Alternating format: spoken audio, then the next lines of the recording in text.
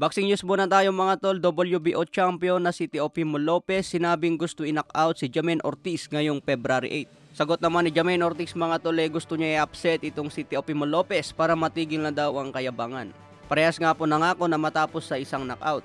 So ito ang abangan natin ngayong February 8, bakbakan ng dalawang malupet. May kartada si Ortiz na 17 wins, 8 KOs, may isang talo. Nakuha niyang isang talo laban kay Vasily Lomachenko. Samantala si Teofimo Lopez may kartadang 19 wins, 13 KOs, may isang talo. Nakuha ang isang talo laban kay George Kambosos. Sa iba pang balita, former champion na si Sean Porter, sinabing mananalo si Kit Turman laban kay Tim Tszyu.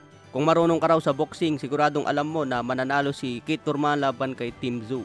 If you think you know boxing, then you should know Keith Thurman is gonna defeat Tim Tszyu March 30th on Prime.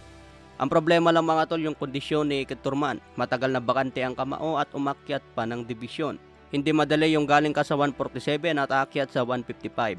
Okay lang sana kung aktibo si Turman kaso matagal din na bakante ang kamao. Kaya abangan po natin ang laban ni Turman sa March 30. Sa iba pang balita, Tank Davis versus Conor Benn. Sinabi ni Conor Benn pinadalhan na raw ng offer itong si Tank Davis. Sumagot naman si Davis at sinabing mag-antay lang daw si Conor Benn at hayaan niya ang boss niya na magtrabaho at si Tank Davis. Ibig sabihin nito mga tol, may negosasyon na sa pagitan ni Eddie Hearn at si Tank Davis. Sa ibang banda naman, balitang Tyson Fury versus Alexandre Usyk. Dahil na-postpone nga po ang laban at matutuloy na ito sa May 18. Sinabi nga po ng isang official sa Saudi Arabia, ito yung nag-ayos sa laban ni Fury at Usyk.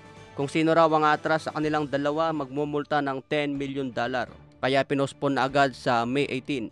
Marami ang nagsasabi mga tol na parang humanap ng paraan ang kampo ni Fury para mapospon ang laban. Ito ang unang 4-belt undisputed sa heavyweight division kaya pinakita na ang bagong belt. Ito raw ang titulo na mapupunta sa bagong undisputed sa heavyweight.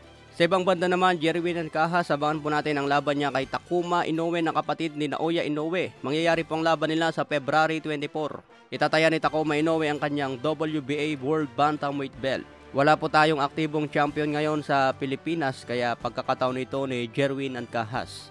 Undercard po ang laban ni Jonas Sultan versus Ricky Masuda.